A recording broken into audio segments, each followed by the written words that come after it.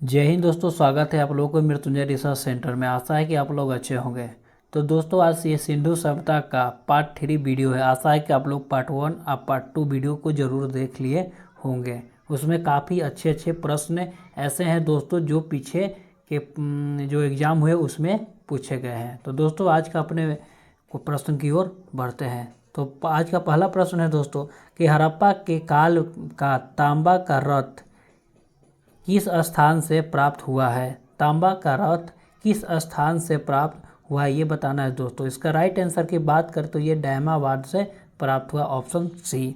अगला प्रश्न है हड़प्पावासी किन किन धातुओं का आयात करते थे दोस्तों।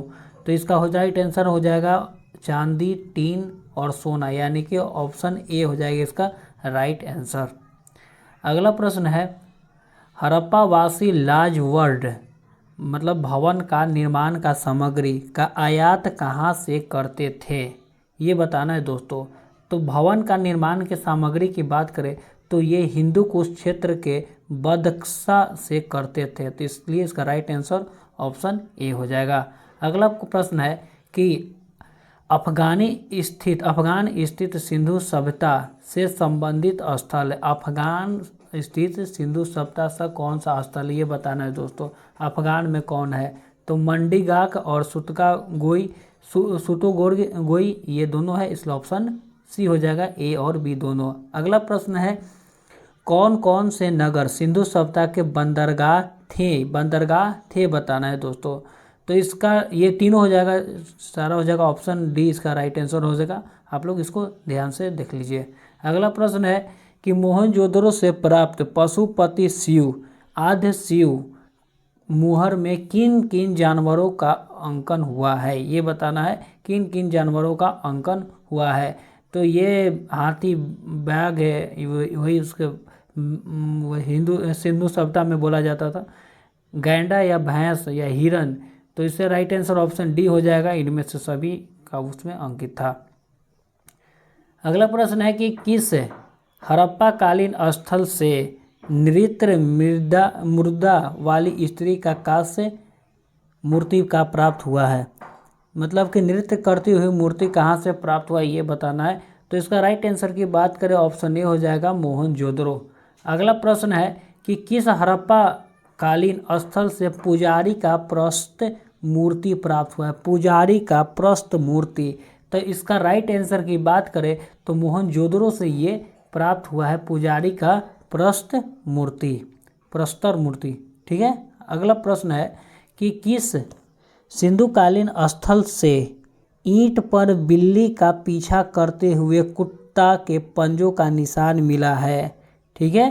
तो इसका राइट आंसर की बात करें तो ये चनहुदरो से मिला है, ऑप्शन सी हो जाएगा चनहुदरो। अगला प्रश्न है कि किस हड़प्पा कालीन स्थल से प्राप्त जार पर चोंच में मछली, दवाएं, चिड़िया एवं पेड़ के नीचे खड़ी लोमड़ी के चित्रांकन मिलता है जो पंचतंत्र के लोमड़ी के कहानी की सादृश्य है। तो इस क्वेश्चन का राइट आंसर की बात करें तो ये लोथल से मिला, ऑप्शन सी इसका राइट आंसर हो जाएगा।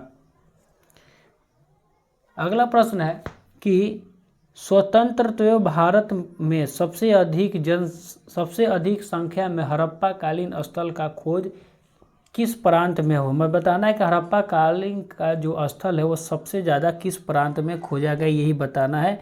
तो इसका राइट आंसर की बात करें तो इसका राइट आंसर हो जाएगा गुजरात, जो कि बहुत ज़्यादा यहाँ पर सबसे ज़्यादा गुजरात में हड़प्पा कालीन स्थल का खोज हुआ है।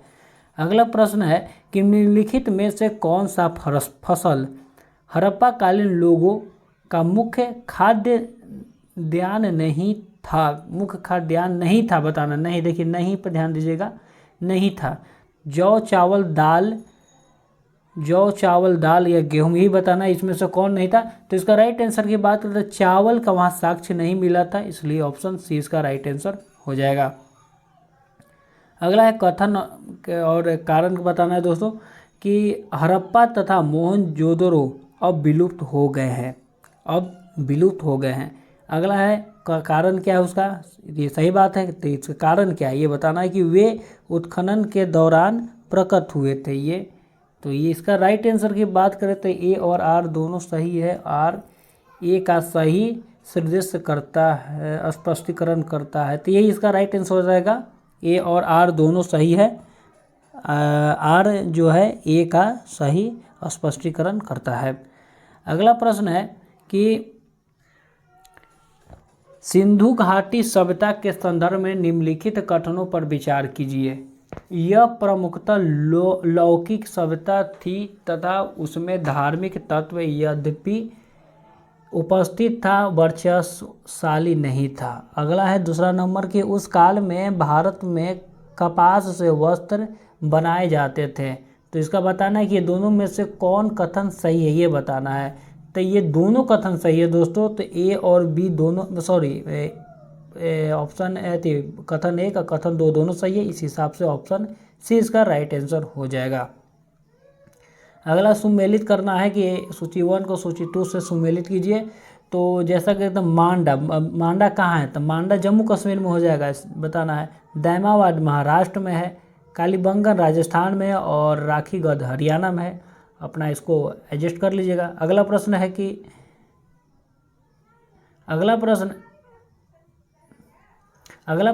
हड़प्पा कालीन स्थल में अभी तक किस धातु की प्राप्ति नहीं हुई। अभी तक बताना है दोस्तों कि किस धातु की प्राप्ति नहीं हुई। तो इसका राइट आंसर बहुत, ये 2-3 प्रश्न ये आ गया, बार बार ये पूछा जाता, हर सेक्टर में पूछे जाने वाला प्रश्न है। ऑप्शन डी लोहा अभी तक वहाँ से प्राप्त नहीं हुआ है। अगला प्रश्न है कि किस पशु का अवशेष सिंधु घाटी सभ्यता से प्राप्त नहीं हुआ है। सिंधु घाटी सभ्यता से प्राप्त नहीं हुआ है तो ये गाय हो जाएगा इसका राइट आंसर। ऐसे कहीं कहीं शेर भी देता है, तो इस हिसाब से यहाँ पर अगर इस देखा जाए तो ऑप्शन ए और सी दोनों हो जाएगा, लेकिन ज़्यादा देखा जाए तो सी होगा, गाय का वहाँ साक्ष्य नहीं मिला है, क्योंकि ये काफ़ी पूछा गया प्रश्न है और ज़्यादातर आंसर इसका गाय ही होता है।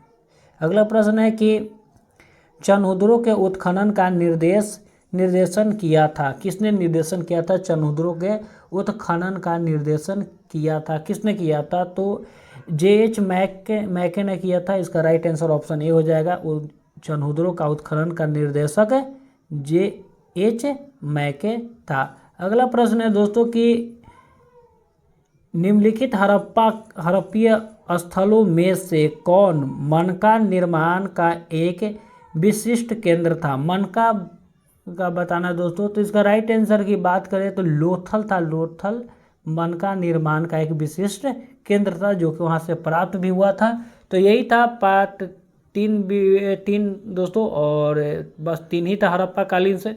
और आशा है कि आप लोग तीनों को अच्छी तरह से देख लिए होंगे और समझ भी लिए होंगे, याद भी कर लिए होंगे। और अगर नहीं आता है तो आप उसको कॉपी पर लिखिए और उसको कभी 2-3 बार दिन में ज़रूर देखिए, क्योंकि याद हो जाएगा। और दोस्तों मेरा टेलीग्राम चैनल लिंक में दिया हुआ है, और पार्ट 1 और पार्ट 2 वीडियो अगर आप लोग नहीं देखे तो उसका हम लिंक भी डिस्क्रिप्शन में डाल देंगे। आशा है कि आप लोगों को ये अच्छा लगा हो। तो चलिए मिलते हैं अगले सेशन और अगले वीडियो की ओर। तो तब तक के लिए जय हिंद।